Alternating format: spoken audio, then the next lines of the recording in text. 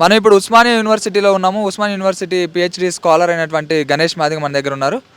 రాష్ట్రంలో మాదిగ వర్సెస్ మాలా అనే పెద్ద ఉద్యమమే జరుగుతుంది. ఎస్సీ వర్గీకరణ కోసం ఎంఆర్పిఎస్ నుంచి మందకృష్ణ మాదిగ కూడా పోరాటం చేస్తూనే ఉన్నారు. దాన్ని ఆపేటందుకు వివేక్ వెంకటస్వామి కూడా ప్రయత్నాలు చేస్తున్నట్టు తెలుస్తున్నది. ఎలాగైనా వాళ్ళందరూ ఉపకులాలలో ఉన్నా కానీ ఎస్సీ వర్గీకరణ ఆపాలని చూస్తున్నారు.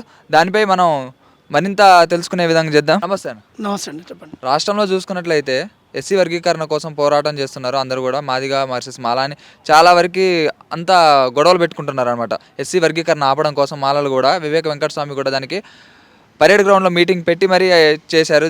దీనిపై ఉద్యమం చేస్తున్నారు. దాన్ని మీరు ఏ విధంగా చెప్తారు దాని గురించి? ఈరోజు ఎంఆర్పిఎస్ మందకృష్ణ మాదిగ నాయకత్వంలో ఒక 20 మందితోటి ప్రకాశం జిల్లా ఈదుమూడు అనే గ్రామంలో 20 మందితోటి మొదలైన ఉద్యమం. అది సామాజిక న్యాయమైన ఎస్సీ రిజర్వేషన్ల వర్గీకరణ కోసం పుట్టిన ఉద్యమం ఎంఆర్పిఎస్ ఉద్యమం. ఎస్సీలో ఉన్నటువంటి 59 కులాలకు ఎవరు జనాభా ఎంత ఉందో వాళ్ళకంత రిజర్వేషన్ అందాలని చెప్పేసి బాబాసాహెబ్ అంబేద్కర్ గారి ఆలోచన విధానం. అందుకే ఆయన 15% రిజర్వేషన్ పొందుపరిచిన రాజ్యాంగంలో. ఆ పొందుపరిచిన రిజర్వేషన్లు ఎవరు జనాభా ఎంత ఉందో వాళ్ళకంత వాట దక్కాలనేదే ఎంఆర్పిఎస్ ఉద్యమం. కానీ ఈరోజు మాలలు 30 సంవత్సరాలుగా వాళ్ళ కడుపు నిండింది. మాదిగ ఉపకులాలు కడుపు ఎండింది. కాబట్టి కడుపు నిండిన మాలలు మీటింగులు పెట్టి అక్కడ ఏం మాట్లాడలేదు. మందకృష్ణ మాదిగని వ్యక్తిగత విమర్శలు చేసిన మీటింగే తప్ప అది వర్గీకరణ కోసం ఆపనే విధానం వాళ్ళకి రాలేదు. వాళ్ళకి ఏం మాట్లాడాలో అర్థం కాలేదు. ఈరోజు మీరు చూసుకుంటే కమిషన్లు చూసుకుంటే 1965లో లోకూర్ కమిషన్ ఏం తీర్పిచ్చిందంటే, లోకూర్ కమిషన్ ఏం నివేదిక ఇచ్చిందంటే, మాదిగల్లో వెనుకబాటు గురయ్యారు, ఖచ్చితంగా ఎస్సీ రిజర్వేషన్లో వర్గీకరణ జరగాలి. మాదిగలు సామాజికంగా, ఆర్థికంగా, రాజకీయంగా, విద్యాపరంగా అన్ని రంగాల్లో వెనుకబాటు గురయ్యారు, ఇది ఖచ్చితంగా వర్గీకరణ జరగాలని చెప్పేసి లోకూర్ కమిషన్ 1965లోనే నివేదిక ఇచ్చింది. అప్పుడు 94లో ఉద్యమం కూడా ఎంఆర్పిఎస్ ఉద్యమం కూడా పుట్టలే. ఎంఆర్పిఎస్ ఉద్యమం కృష్ణ మాదిగ ఉద్యమం స్టార్ట్ కాకముందుకే 1965 లోకూర్ కమిషన్ తీర్మానం చేసింది. 2008 మనకు ఉషా మేర commission, Congress party Lokur commission వేసింది, అదే ఉషా మేర కమిషన్ వేసింది కాంగ్రెస్ పార్టీ. ఉషా మేర కమిషన్ ఏర్పాటు ఏం చేసింది? కమిషను నిజంగా మాదిగలు వెనుకబాటు గురయ్యారు, అన్ని రంగాల్లో, విద్యారంగాల్లో అన్ని రంగాల్లో వెనుకబాటు గురయ్యారు, అది ఖచ్చితంగా వర్గీకరణ జరగాలని చెప్పేసి ఉషా మేర కమిషన్ తీర్మానించింది. మరి ఇవాళ వివేక్ వెంకటస్వామి అంటాడు, పూటకో మాటి మారేటోడు వివేక్ వెంకటస్వామి. ఇవాళ బీజేపీ నుంచి కాంగ్రెస్ నుంచి బీజేపీలకు, బీజేపీ నుంచి టీఆర్ఎస్లకు, టీఆర్ఎస్ నుంచి మళ్ళీ కాంగ్రెస్లకు పూటకో మాట మారినోడు వివేక్ వెంకటస్వామి. వాని మాటలు మేము పెద్దగా పట్టించుకోవట్లేం. ఈరోజు మేము పట్టించుకుంటున్నాం. వాడోడు రంజాల రాజేష్ గాడు మహాసేన రాజేష్ కూడా చాలా గట్టిగా వివాదాస్పదమైన మాటలే మాట్లాడింది అనమాట. నీ అబ్బా జాగిరా ఇది, నువ్వు ఇంట్లో కూర్చొని గజ గజ గజ వణికిచ్చిన వెంకటస్వామి అని అంటాడు. వివేక్ వెంకటస్వామి గజ గజ వణికిచ్చిన అని అంటుండు. ఆ మాటలకు మీరు ఎలాంటి సమాధానం ఇస్తారు? ఇలా వ్యక్తిగత దూషణలు చేసిన మందకృష్ణ మాదిగ మీద, ఎంఆర్పిఎస్ ఉద్యమం మీద, మాదిగల మీద వ్యక్తిగత దూషణలు చేసిన రంజాల రాజేష్, మహాసేన రాజేష్ బేషరతుగా క్షమాపణ చెప్పాలి. ఎంఆర్పిఎస్ ఉద్యమానికి క్షమాపణ చెప్పాలి, మాదిగ జాతికి క్షమాపణ చెప్పాలి. ఈరోజు ఒకప్పుడు రంజాల రాజేష్ ఏం మాట్లాడాడు? మందకృష్ణ మాదిగ అనే వ్యక్తి ఏ వర్గాలకు అన్యాయం జరిగినా ముందుండి కొట్లాడే వ్యక్తి మందకృష్ణ మాదిగ గారు అని చెప్పేసి నీ నోటి నుంచే మాట్లాడిన రంజాల రాజేష్, సిగ్గు శరం మానవత్వం ఉంటే నీ మాటలు తక్షణం వెనక్కి తీసుకోవాలి. లేని పక్షంలో తెలంగాణలో ఎక్కడ తిరిగినా మాదిగలు నేను తరిమి కొడతారని చెప్పేసి సందర్భంగా హెచ్చరికలు జారీ చేస్తున్నాం.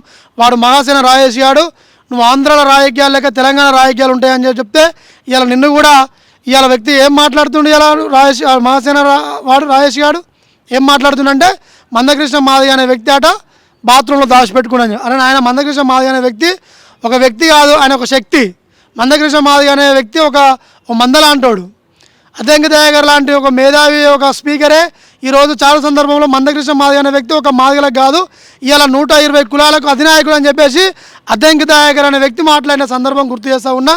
ఈ సందర్భంగా ఇద్దరు రంజాల రాజేష్ అంటాడు. ఆ రంజార్లు అనేది వాని ఊరి పేరు. అలా ఊరికి చెడ్డ పేరు తెచ్చిండు, వాని జాతికి చెడ్డ పేరు తెచ్చిండు. మాల కులంలో పుట్టి వాడు చెడ్డ పేరు తెచ్చిండు, వాని ఊరిలో పుట్టి వాని రంజాల గ్రామానికి చెడ్డ పేరు తెచ్చిండు. వాని వల్ల ఉపయోగం ఏం లేదు. మాలలు తొందరపడొద్దు. మాలలు ఎప్పుడు కూడా మేము మాలల పక్షానే మా ఉద్యోగం కూడా స్టార్ట్ అయింది. మాలలకు అన్యాయం జరిగినప్పుడు మందకృష్ణ మాదిగ కొట్లాడిండు.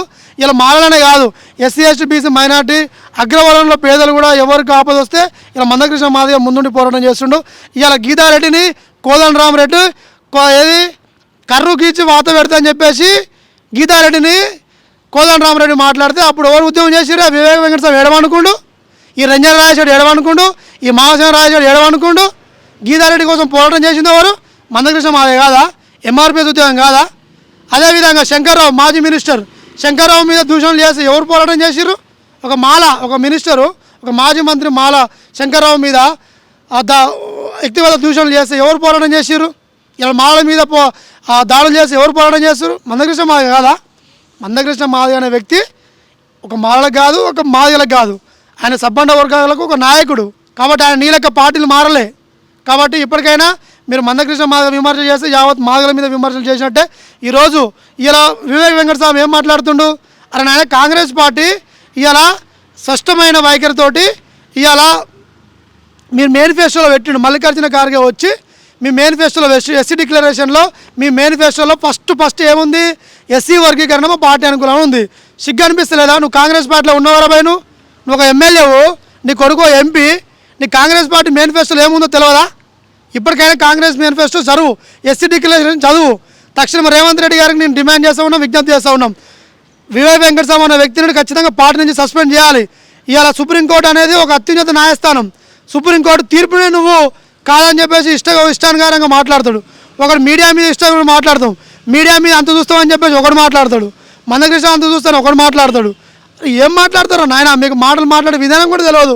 అసలు మీరు మాల మీరు మీటింగ్ పెట్టుకుండు. ఆయన వివేక్ వెంకటస్వామి మంత్రి పదవి కోసం మీటింగ్ పెట్టుకుండు. అది ఆ వర్గీకరణ కోసం మీటింగ్ పెట్టలేదు. మామూలు అర్థం చేసుకోవాలి.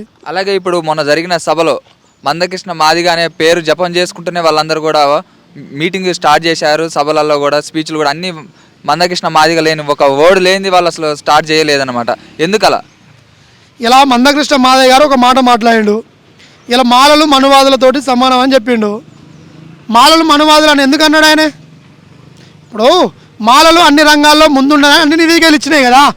లోకూర్ కమిషన్ ఇచ్చింది, ఉషమేర కమిషన్ ఇచ్చింది, రామచంద్రరాజు కమిషన్ ఇచ్చింది.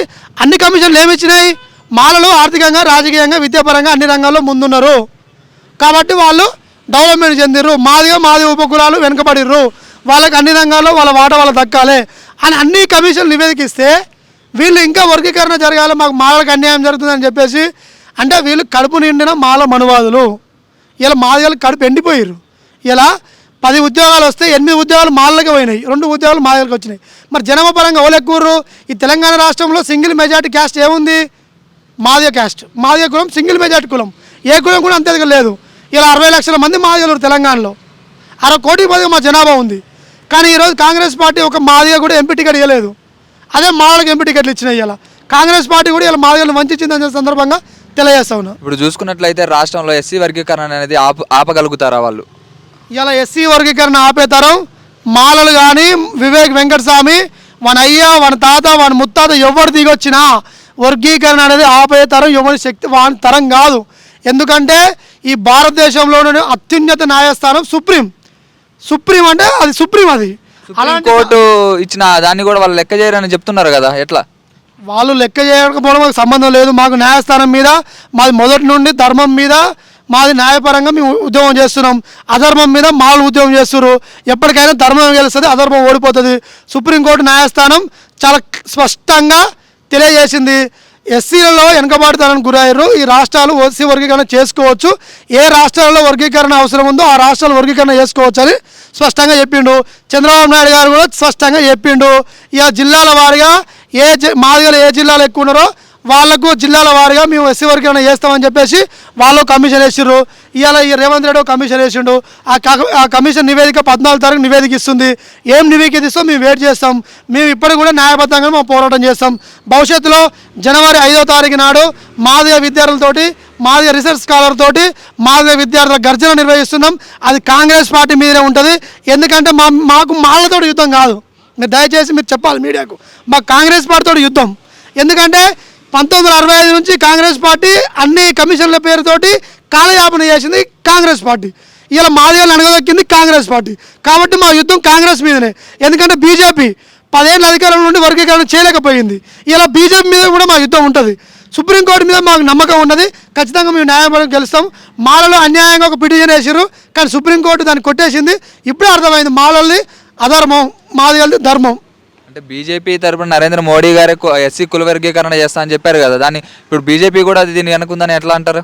ఇలా బీజేపీకి చిత్తశుద్ధి ఉంటే మేము అధికారంలోకి వస్తే 100 రోజుల్లో వర్గీకరణ చేస్తా అని చెప్పిన నరేంద్ర మోడీ ఖచ్చితంగా దాని మాట నిలబెట్టుకోండి. ఇలా సుప్రీంకోర్టు ద్వారా మాకు ఏదో న్యాయం చేయాలని మాకు సుప్రీంకోర్టు న్యాయం చేసింది, మీరేం చేయలేము మాకు. వాస్తవానికి చెప్పాలంటే మీరు మాకు న్యాయం చేయాలంటే పార్లమెంట్లో చట్టం తేండి. ఇప్పుడు శీతాకాల సమావేశాలు జరుగుతున్నాయి. ఈ శీతాకాల సమావేశాల్లో ఎస్సీ రిజర్వేషన్ల వర్గీకరణ బిల్లు కోసం ఒక చట్టం తేవండి, దాన్ని ఇంప్లిమెంట్ చేయండి, రాజ్యాంగ సవరణ చేయండి, 341 ఆర్టికల్ సవరించండి, ఒక న్యాయమైన ఒక శాశ్వతమైన పరిష్కారం మాకు చూపండి. మాకు సుప్రీంకోర్టు ద్వారా బీజేపీ ప్రధానమంత్రి నరేంద్ర మోడీ చేసిరని చెప్పేసి కొంతమంది మాలలు వ్యక్తం చేస్తారు. ఇలా మేము నరేంద్ర మోడీ చేసిందని మాకు ఏం లేదు. మాకు సుప్రీంకోర్టులో మేము కేసు వేయడం వల్ల పంజాబ్ నాయకులు, పంజాబ్లో ఉన్నటువంటి మాదిగ మేధావులు కేసు వేయడం వల్ల అది విచారించిన న్యాయస్థానం మా పట్ల సానుకూల తీర్పు ఇచ్చింది. కానీ బీజేపీ చేయాల్సింది ఉంది, ఇంకా తన మాట నిలబెట్టుకోవాలి. మూడోసారి అధికారంలోకి వచ్చినావు, ఎస్సీ రిజర్వేషన్ల వర్గీకరణ కోసం మీరు పార్లమెంట్లో చట్టం చేయాల్సిందే. షేర్ చేయండి, లైక్ చేయండి, సబ్స్క్రైబ్ చేయండి. మరిన్ని వీడియోల కోసం బెల్ సింబల్ పై క్లిక్ చేయండి.